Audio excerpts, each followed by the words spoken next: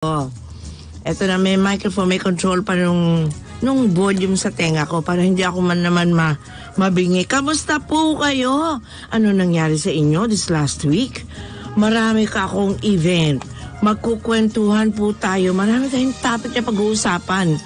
Dahil po ngayon, na-realize ko more than ever, kailangan po natin ilunsad ang isang samahan. Naku, samahan ba tawag doon? Kasi matagal na natin ginagamit yung gawin ng tama, pero sa salita lang, saan ang action part ng gawin ang tama? Malapit na rin ang eleksyon, kailangan tumama tayo ngayon. Malapit na rin po ang tag-ulan, dapat ngayon tumama tayo sa unos ng ulan. Malapit na rin, di ba? Marami tayong dapat ginagawa ng tama. So, stay on. Yung gusto po mag-participate sa anumang usapan tungkol po sa gawin ng tama, aba, eto po ang number. Kunin na ninyo. Makakalimutin si Lola Heidi. 8470-1750 up to 54. Ayan. I can hear you. We can dialogue. Diba? Itong programa nito ay what we call proactive. So sa inyong, ulitin natin, 8470-1750 up to 54.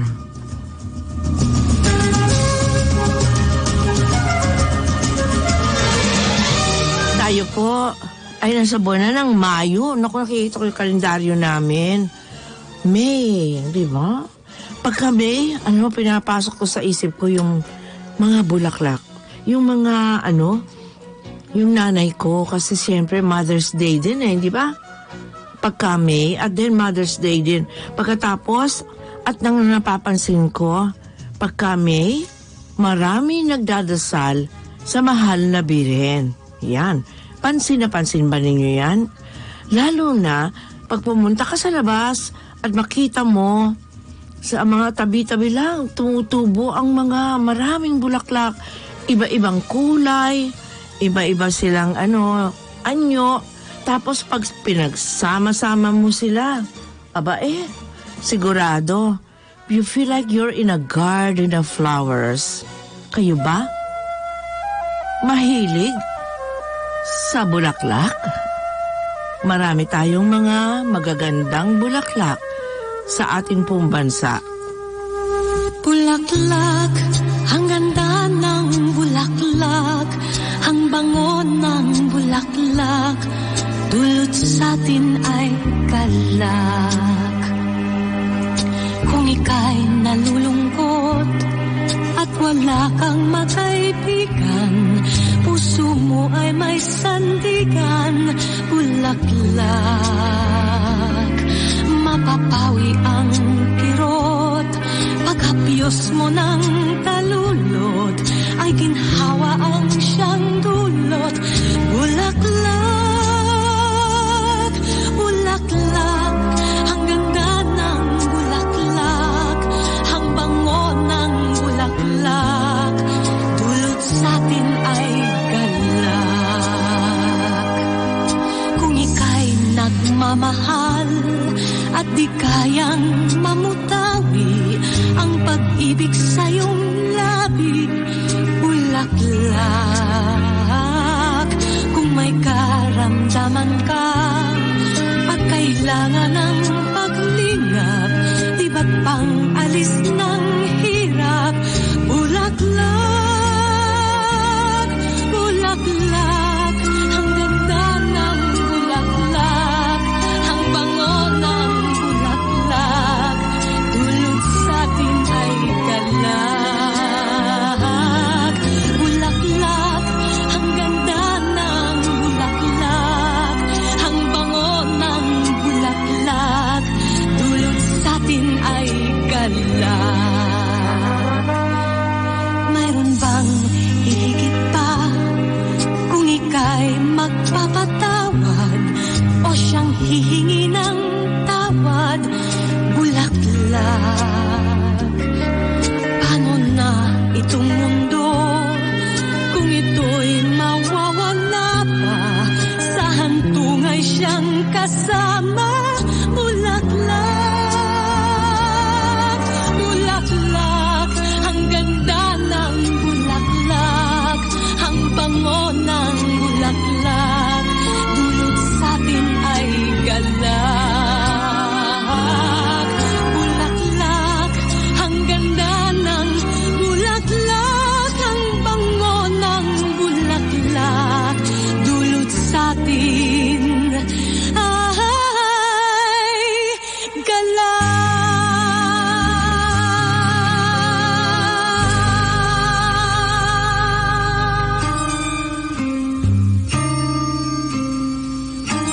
handa sa atin. Pagka Mayo, panahon ng, ang tawag doon, Santa Cruzan.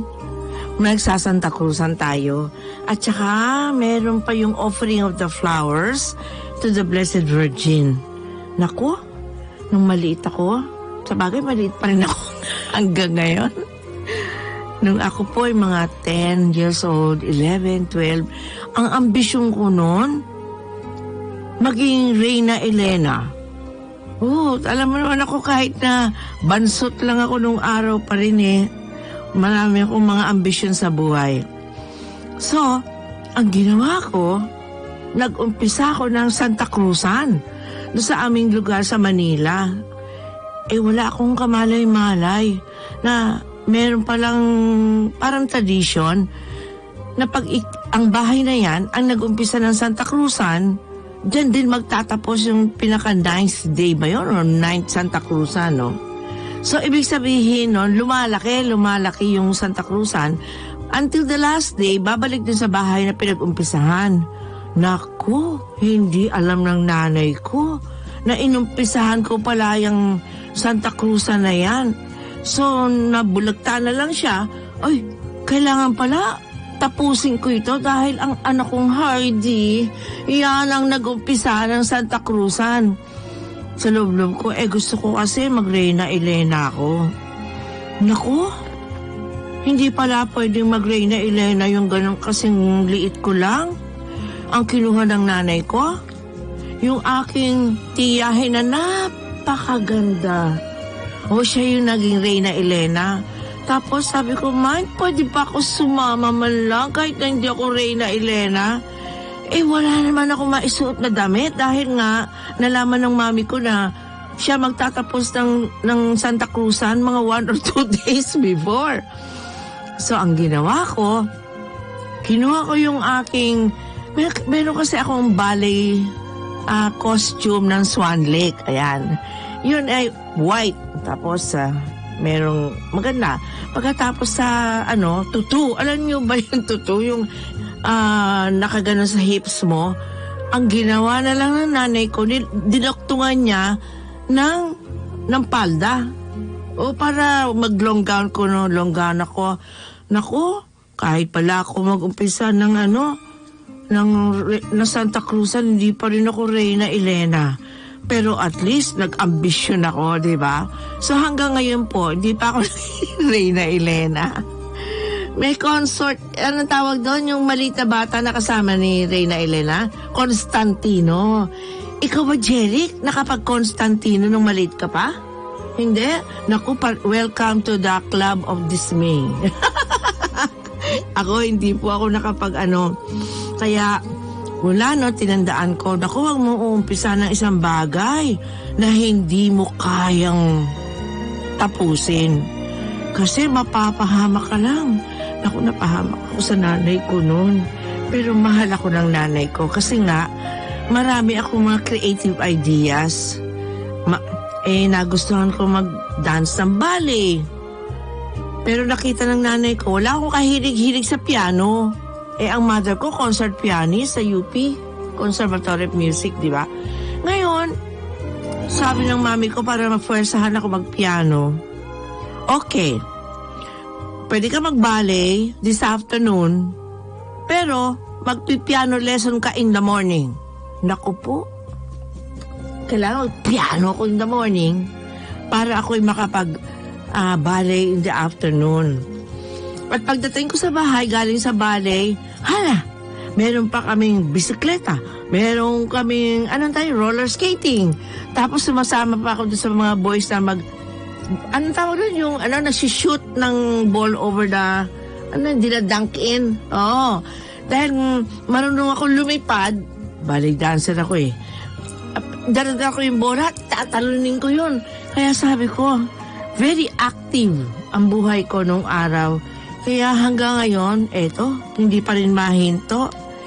Pero meron po akong mga bagay na, minsan sabi ko, dapat hindi ko na ginawa yun pero walang sisihan, hindi ba? Line 1, magandang umaga, Anton. Hello, good morning po, Lola. Naku, ilang buwan din kayo nawala. Hindi ako nawala. Hindi, ibig sabihin yung nag-zoom kayo dati. 4 beses lang. Oo, sa buong taon. Ano ka ba? Oo nga po. Oo, lagi ako nandito. Kamusta ka na, Anton? Okay lang po. Anong ginawa mo pag lockdown? Nandito lang po sa bahay at naghahantay na lang ako ng bakuna. Ganon? Ang bala ko po, magpaparehistro po ako. Magpapaano? Magpaparehistro tsaka magpapaturok. Ikaw ba ay Ikaw ba ay healthy? Opo. Sa akin, the important thing is you keep healthy. Ano ba ginagawa mo para healthy ka? 2 beses po ako maligo sa isang araw. Sa bagay, napakainit ang panahon, di ba? Yes po. Ako rin paggising sa umaga. Oo, pagkatapos titiisin mo yung napakataas ang araw ng tanghali. Pagka humahapon na ng konti, pinapawisan ako, maliligo na ako ulit. Kaya nga po Kaya po kung ako maliligo man ako yung mga bandang alas 8 ng gabi o alas 10. Para pagtulog, presko po. Ayan. Tama yan. Saka yung pinsan ko po kasi nasa Maynila, alas 11 na po siya naliligo. Bakit? Doon pa lang siya natutulog? Hindi po kasi nag-ano rin sila sa work from home po kasi siya. Oo. Yung pinsan kong babae. So? Anak po ng aking tiyuhin. Ay, wala siyang hinahabol na curfew sa daan. Hindi po kasi yung mister po niya may sasakyan po kasi sila May sarili silang sasakyan. Anong problem? Baka hinahatid po siya ng kanyang asawa. So, alas 11 siya ng gabi naliligo. Yes po. Bakit? Bakit so late? Siyempre, para pagtulog niya, presko. Oo nga. Ano ba ninyo? Napapansin ninyo? Ang mga babae sa Pilipinas, lalo na yung mga mahahabang buhok, pagkaligo nila, hinahayaan nilang tuyo, basa ang kanilang buhok, di ba? Kasi mas matagal kang presko pag basa yung buhok mo. Opo. Hindi kagaya sa ibang bansa na malamig, dinadry nila agad yan. Kasi nagaan sila yung heater. Oo. Pero ang mga Pilipina, hinayaan lang nilang basayan. Okay lang sa kanila. Nakakatulong din sa pagpapalamig ng panahon. Yes po. Ikaw. So, other than that, meron ka bang halimbawa i-announce na bukas makalawa, pwede na tayo lumabas. Anong una mong gagawin? Ako po, pupunta po ako sa mga kaibigan ko. Pero ang gagawin ko po muna, talagang magpapaturo ako. Mga unang dos at ikalawang dos na bakuna. Siguro mga buwan ng June or July. Kasi by July, paramihan to Malawakan Malawakan? Oh, good. Okay. Yung bakuna. Sige. Ngayon nga may mga darating daw na bakuna. Marami-rami to. Bakit nalilate? Ang bakuna, nata-traffic din? Yun nga po. Pero ang sabi daw po, narinig ko sa balita, may mga isasabay. Kumbaga parang pagsasabay-sabay na yung A1, A2, 3, 4, 5. Ganon? Yes. Naku, palagay ko pagdating ng July, wala na rin yung COVID na yan dahil may point of no return na rin yan. Parang fade out. But mas maganda, di ba? Yes, natural fade out. So, pero, sige, wag ka munang sumasama sa mga party, sa mga saklaan dyan sa sidewalk. Ay, hindi po ako sama-sama man ako sa party sa mga kapwa ko PWD. Kasi July, panahon ng Disability Week yan Ayun ba yun? July ang birthday July 17 and 23. Talagang disabled tong utak ko kuminsan, di ba? Marami ako iniisip na para bagang 30 anyos lang ako, para bang makikita ko pa yung mga future na yan. Pero sabi ko, bakit nga ba hindi makita ko man lamang sa panaginip? Maraming salamat. Ay, Lola Heidi. Nakuha ko na po yung yung title na sinasabi ko sa inyo, The Bottom Down Brass. Pero ang talagang yung Team from Police Story to. The Bottom Down Brass. Ayan, pinakikinggan ka ni Jerry. Ulitin mo. The Bottom, Team from Police Story to. Pero ang talagang po niyan, The Bottom Down Brass. Dalawa na sila naghahanap, Opo, The Bottom Down Brass. Madali pong hanapin yun. Yun ang tumugtog. Opo, bali ginamit po yun sa isang pelikula. Police Story. Team from Police Story 2. Parang police woman po. Pero ang talagang ano yan, The Bottom Down Brass. Okay, yun pala ang title. Yes po. At all this time, mali pala ang title natin. Huli The kita. Bottom Down Brass. Pero, basta lalabas po yun. The Bottom Down Brass. Pero yun din po ang ano ng Team from Police Story 2. Para kumbaga sa ano, parang pinaiksi. Sige, maraming salamat, Anton. Opo, tsaka basta ulitin ko lang yung mga, kung lalabas tayo, dapat sumunod tayo sa health protocol. Ayan. Tsaka face mask, face shield. Ang galing talaga nito si Anton, no? Dapat ako professor Opo, tsaka yung ano po, basta uulitin ko lang yung title nito, The Bottom Down Brass. Madaling hanapin po yun kay Jerry. Jerry, pag hindi mo pa nakuha yan, nakakahiya na kay Anton. Opo, The Bottom Down Brass. Okay. Yung police story to. Approve. At para sa'yo, opo, in the meantime, na hinahanap nila yung the bottom brass. The bottom down brass. Okay. Eto na. Dahil buwan ng mga bulaklak, para sa'yo. Sabi ko ganon, kaya mo kaya ito? May kanta nung araw Rosa, ito ko sa Rose. Sabi ko, naghahanap ako ng medyo bagu-baguhan ng boses dahil ito medyo matanda na itong boses nito. Kasi ito nadidinig ko nung teenager pa ako. Ang title nito, Rose, Rose, I Love You. Alam mo, roses. May isa pa Roses are red, my love. Violets are blue. Rose, Rose, I love you. With an aching heart, what is your future? Now we have to part. Standing on the jetty as the steamer moves away. Flower of Malaya, I cannot stay. Make way, oh make way for my eastern rose. Men crowd in dozens everywhere she goes. In her rickshaw on the street or in a cabaret. Please make way for Rose, you can hear them say. All my life I shall remember Oriental music and you in my arms. Perfume flowers in your tresses, lotus scented breezes and swaying palms. Rose, Rose, I love you with your almond eyes, fragrant and slender, neath tropical skies. I must cross the seas again and never see you more. Way back to my home on a distant shore. All my life I shall remember Oriental music and you in my arms. Perfume flowers in your tresses, lotus scented breezes and swaying palms. Rose, Rose, I leave you, my ship is in the bay. Kiss me farewell now, there's nothing to say. East is east and west is west, our worlds are far apart.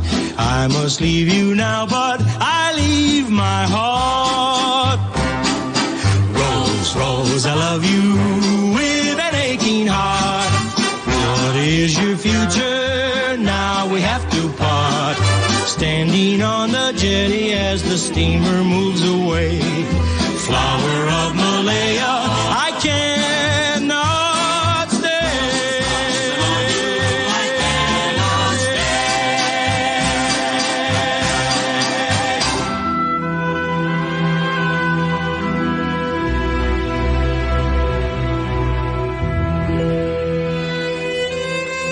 Lagi ko sinasabi sa mga kaibigan ko, huwag niyo ako bibigyan ng flowers pag ako'y nakahimlay na. Bigyan niyo ako ng flowers while I am alive. Diba? Mga ibang tao nakakatanggap ng bulaklak pagka nakaburol na sila You won't need it anymore. So, sabi ko sa kanila, give me your flowers while I'm still alive. And don't tell me how wonderful I am when I'm already dead. I cannot hear you. Sabi ko, kaya ayoko ng mga tribute. Kung minsan, para lang may masabit kang maganda, you invent a story. But you can invent a story kung sasabihin mo sa akin ng harap-harapan, di ba? I will appreciate it pa, and I will be able to continue with my life kahit mahirap talaga ang buhay ngayon. Kayo po, kailan ba ninyo gustong madinig na mahal ka ng isang tao na minahal ka rin? Pag ikaw ay buhay pa, o kung ikaw ay nakahimlay na? Kailan mo gusto makatanggap ng bulaklak? Yan ba ay pagka nakapikit ka na, hindi mo na makita yung bulaklak na yun. At saka dun sa pupuntahan mo, mas magaganda ang bulaklak. Kaya sabi ko, alam mo, pagka May, hindi lang bulaklak. Naiisip ko lagi nanay ko. Sa lahat po ng mahabang broadcast sa buhay ko, 17 na po years old ako dito. At another 5 years in another station where I started. Tagal na rin yun, ha? At the same time, I was doing television program. Basta naaalala ko lagi, pagka month ng May at pinag-uusapan ng mga nanay, naku, marami iyak ako. Oo. Pero pag pinag-uusapan ng tatay, wala lang. Kamusta yung tatay mo? Okay lang. Pero pagka sinanay, naku, umiiyak na sila. There's something about motherhood that makes people believe that there is no bad mother. Diba? Lahat po tayo. So I remember, noong araw, meron yung version ng kantang Mama ni Connie Francis. Tapos sabi ko, pero may ginawang ganyan din, si Nora Honor. Natatandaan mo ba yan? May version si Nora Honor. Kasi yung mga kanta ni Nora Honor, yung mga English songs na siya ang nag-i-interpret naman siya. Bihira sa kanya yung OPM. Kailangan yung kumbaga kagaya din nila, ano ba ito? Headset ko? Nag-i-intermittent? Hindi naman. Siguro pag umiikot lang ako. So anyway, eto na po yung version ni Nora Honor. Para po sa mga nanay-nanayan, kahit mga uncle na nagpapananay sa mga pamangkin, ito po ang para sa inyo.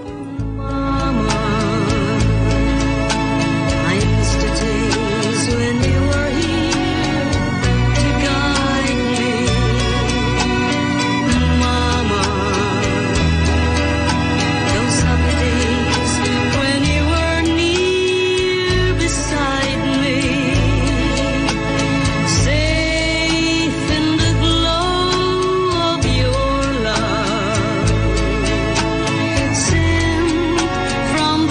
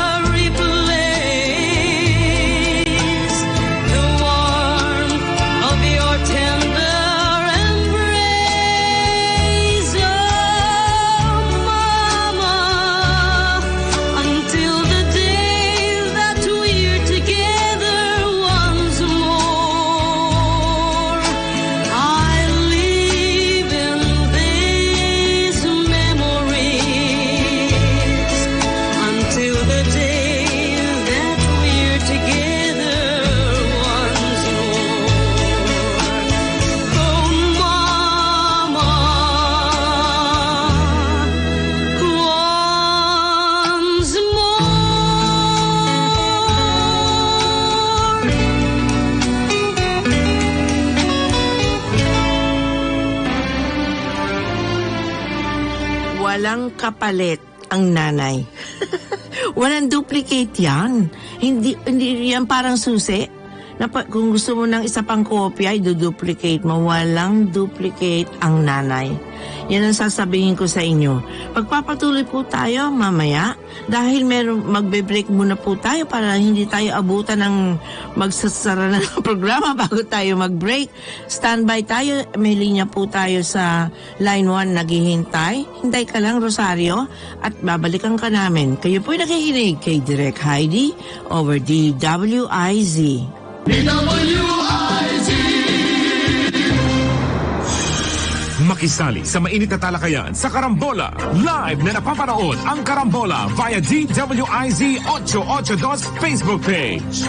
Maaari ninyong ipadala ang inyong mga komento, opinion sa aming mga text line o tumawag sa aming hotline 470-1750-54. Karambola Nationwide.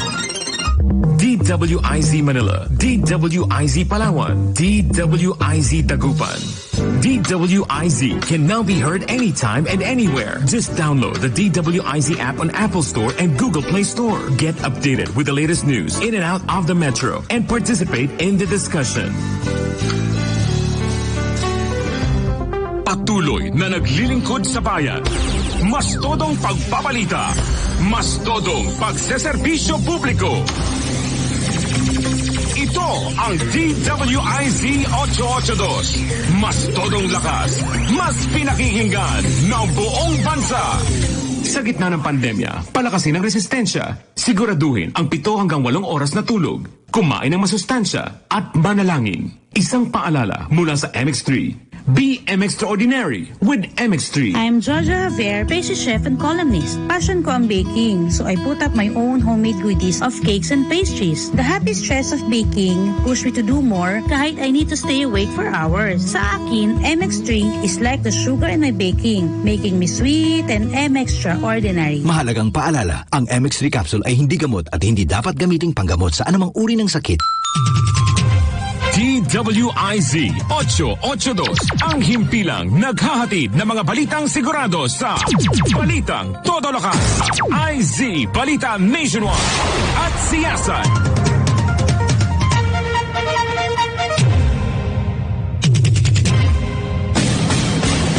Pilipinas, ngayon na! Pangungunahan ni dating Press Undersecretary Robert T. Rivera with Lady Eliza sa kanilang bagong segment ng Health and Wellness, Arts and Culture, Business at iba pa. Tuwing Lunes at Miyerkules, 1:00 hanggang 2:00 dito sa DWIC. Abangan! Pilipinas, ngayon na!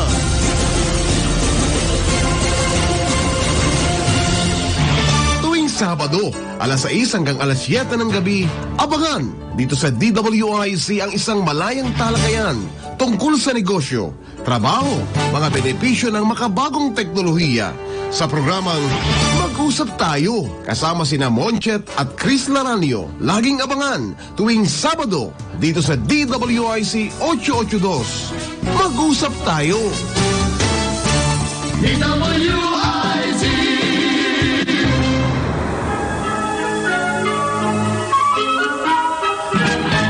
Balik po tayo sa ating programa. Kamusta po ang Mother's Day? Kailan Mother's Day? 8 ba? May 8 yata. At pagka May, meron din tayong Flores de Mayo, Santa Cruzan. Meron din po tayong Rosario. Diba? Pag October, especially for October. Pero yan po ay all year round para po sa pinaka-importanting nanay sa buong mundo, ang Blessed Mother. Kaya po tayo ay lagi na lamang nakikipag-usap sa mga tao na may magandang ugali. Alam niyo kung bakit? Ano sila natutunan nila ang ugaling maganda sa ina, di ba? Tingnan natin anong kwento naman. May guest po tayo sa line 1. Ang pangalan niya Rosario Rapusas from Las Piñas. Good morning, Rosario. Good morning, Direk. I have wanted to call a long time ago, kaya lang yung sinabi mo kanina na you want to be given a tribute when you're still alive. Yeah. And I want to give a tribute to you na hindi mo naman ako kakilala, pero I have known you for a long time. How did you know me? Timeline ganito, direct, no? My sister was in her 3rd year in a parish school in Santa Cruz, Manila. I was in grade 6 then. She used to go and join your quiz shows, remember that? Uh-huh. With Eddie and sino ba yun? Si Eddie. Ilarde? No, si Eddie yung kumakanta. Mercado. Yes, and the group. And Yeah. and sino ba to? Kanina everything was in my head but I forgot. But that's okay. I got remember that nervous. time, yeah. Here's the tribute. So my sister was, kasi mahirap lang kami noon. We used to bring home, cans of milk, cans of yung pagka nananalo siya sa quiz show. Ay, oo. And there was this time na sinabihan siya na mali yung answer niya, pero she fought for it. Uh-huh. You were so, talagang yung tawag mo doon, What? Galit ako? hindi. Ano? As a matter of fact, nirematch mo ulit. You were so fair. Mm-hmm. Nirematch mo yung laban na isang tanong lang na nagkamali lang sagot yung kalaban na tinama ni Eddie Mercado. Oh. So, that is my tribute to you. Human error lang eh. Diba? Yeah. Kaya sabi ko, kung hindi isang tanong lang naman yan, ayos na yan. Oo. Gaganon yung mga iba. May airtime, may, babaguhin yung kung mananalo man o matatalo. In any case, my sister lost eventually. No worries, no. But she proved herself, that you were so, sinabi ko na kanina, I forgot kasi I'm on my 70s also. You know what? I'm very fair.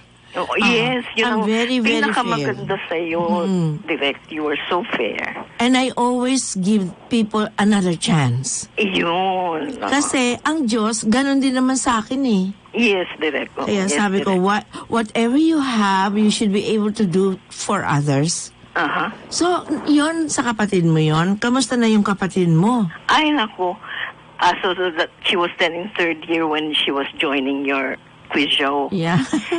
That was lunchtime. Katabi pa yun nung High Alay, di ba? Oh, sa MBC. Sa MBC. Yeah. My sister, she went to UP. I did too. Yes, and I did too. And then ito na yung she mga married lumalabas na yung mga rebel.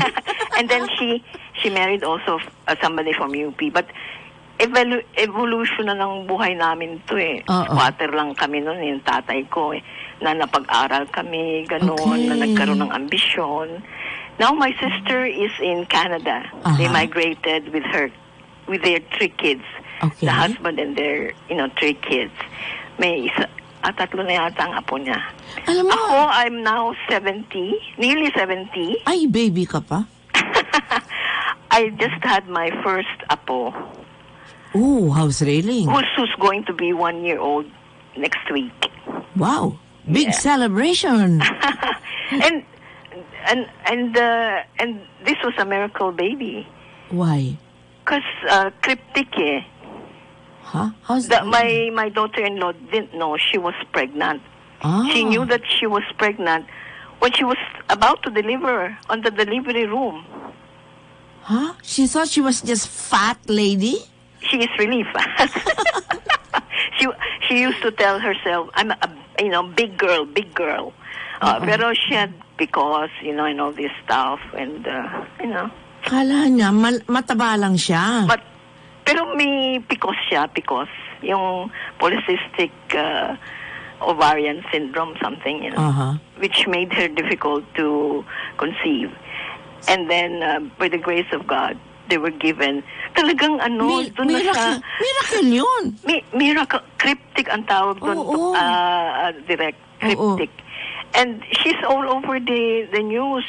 Yun nga sa post nila.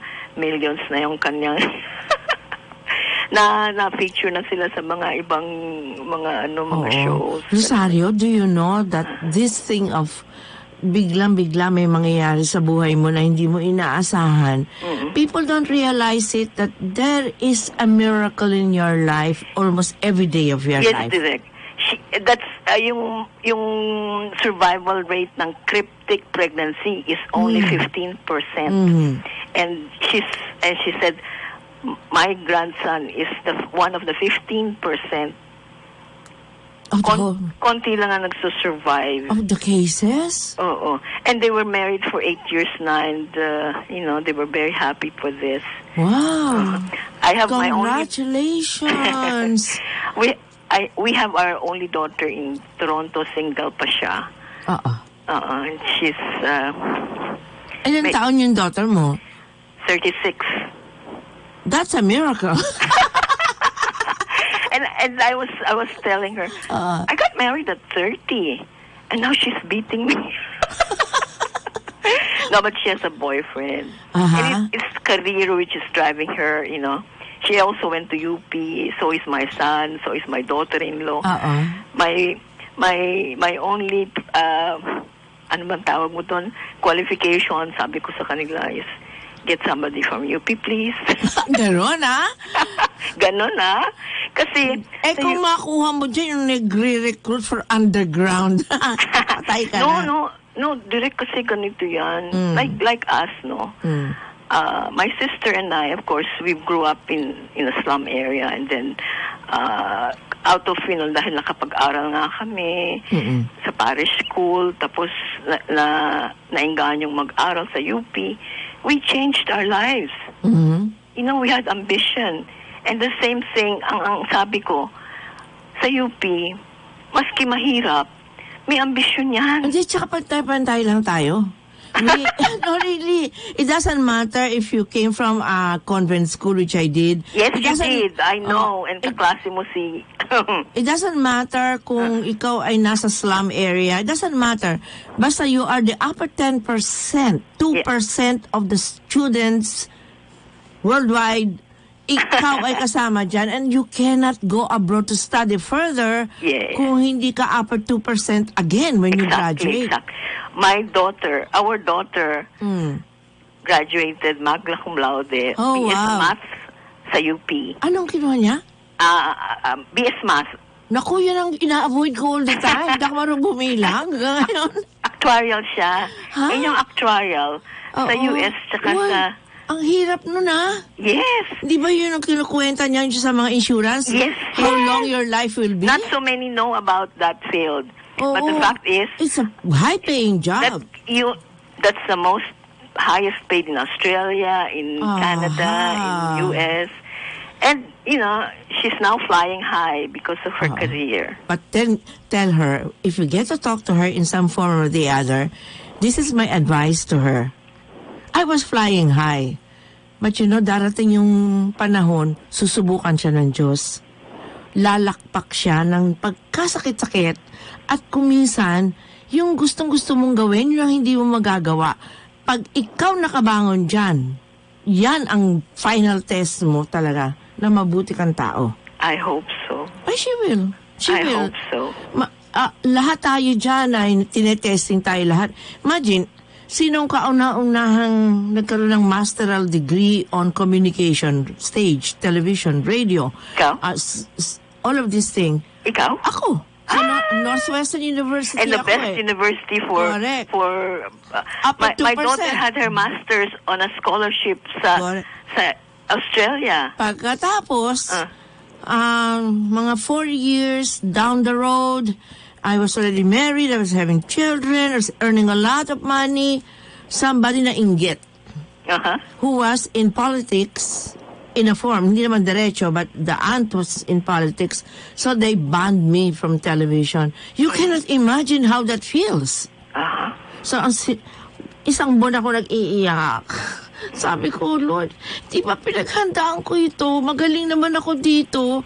Bakit nyo papayagan mabanda ko?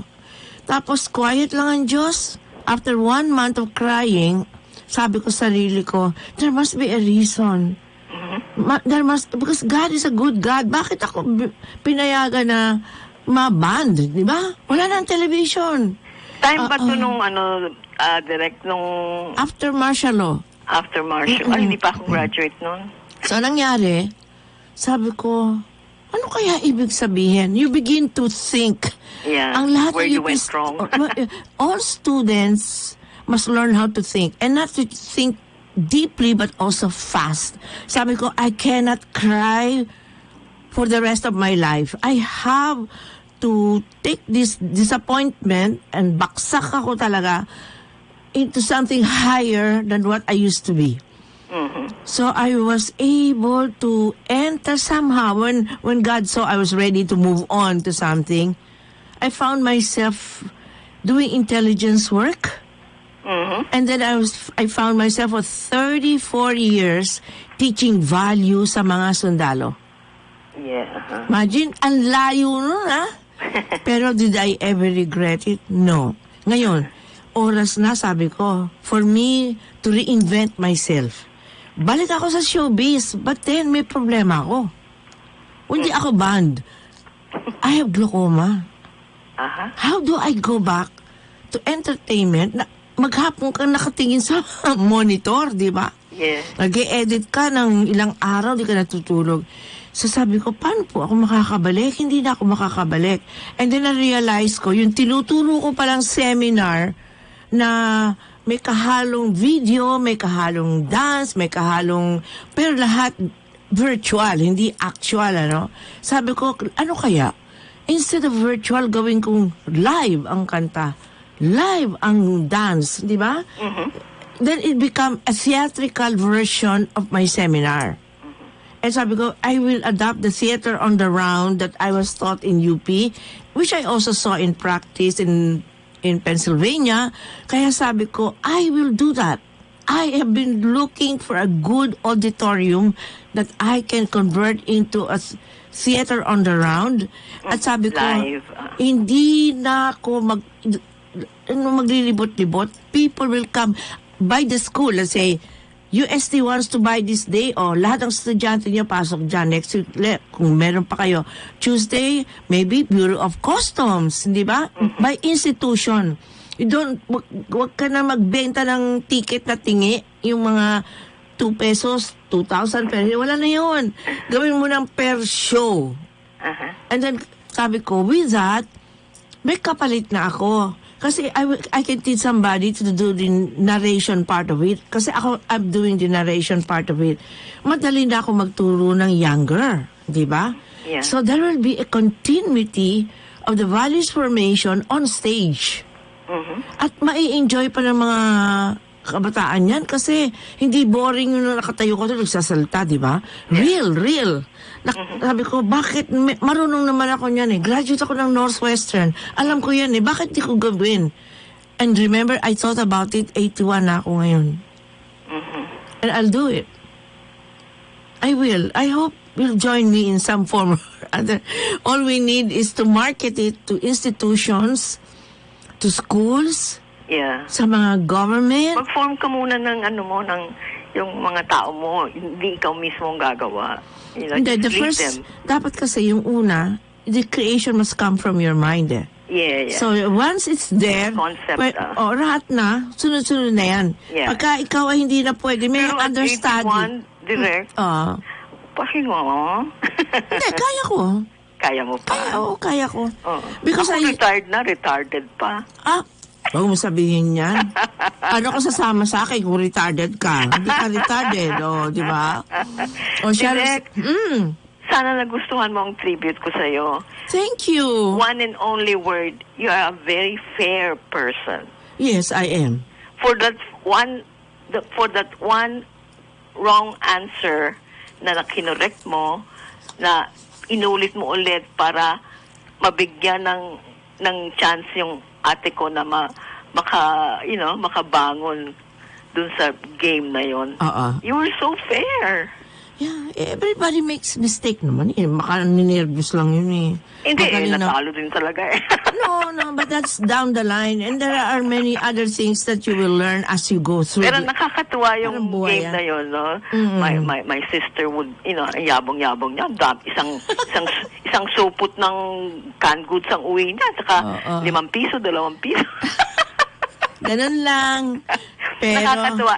And you were Heidi De Ocampo SISON. Correct. I know that. Yeah, my middle name is De Ocampo. I had a teacher in Diliman na De Ocampo eh. Sino?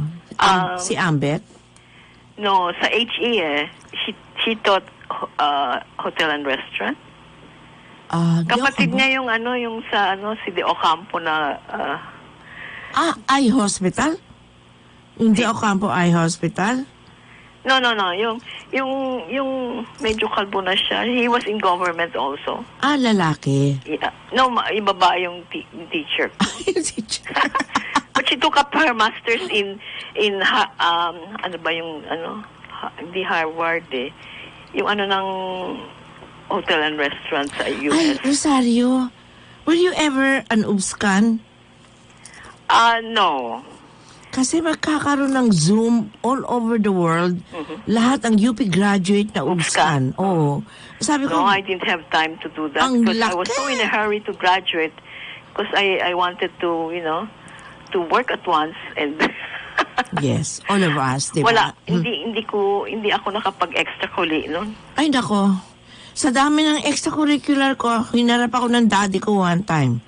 Heidi, sa dami ng extracurricular mo, hanggang 10:30 ka na sa UP. Baka naman yung academics mo ay nakakaabala sa extracurricular. Ang sabi ng daddy ko. Tapos na-realize ko, sobrang extracurricular ko. Lion, stage, speech. Ay, nagalit ng daddy ko. Yung batch kasi namin, direct, naabutan kami ng yung ni Marcos. Ano ba tawag doon? Nakalimutan. Martial law? Yeah, martial law. There was a point na wala kaming klase. Graduating na ako nun. Galit na galit ako. Ganun? Hindi ako graduate na ako sa nun mga rally-rally na yan. And I come from Paranaque, pupunta ako ng Diliman. Sabi ko, mga tarantado ba kayo? Hindi nyo alam kung saan pa ako galing. Tapos, pagdating ko ng gate ng Diliman, may mga barikada. Ay, alam mo, nung freshman ako, I'm almost 14 years old pa lang ako na pumasok ako sa UP eh. Only? Noon, first day ko pa lang, wala na akong klase. Bakit? Hininto na yung bus namin doon sa circle. Pinababa kami at kami doon lalakad doon sa oblation. Bakit? Sabi kong ganon. Alam mo sabi nila, kasi may strike ang mga estudyante. Bakit? Kasi si Landing Lagwa, ang sabi niya, hindi daw sila mag-graduate kung ang sasay ng kanilang diploma ay acting president. Kailangan talagang president na.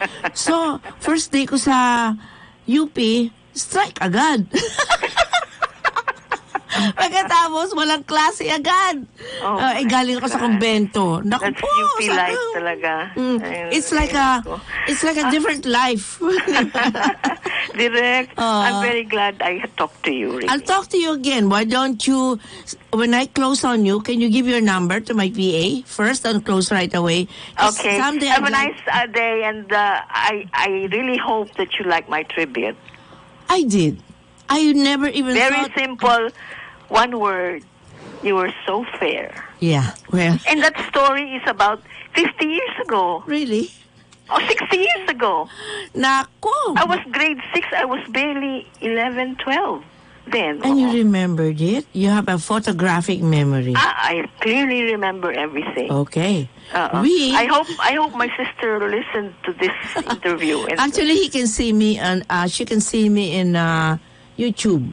Yeah. I will tell her. Yes. Thank you so much. Thank you very much, Direk. Thank you for letting me know something I do not know. Now you know, and you'll be glad about it. And I'm very happy you told me, because I have to thank God for that.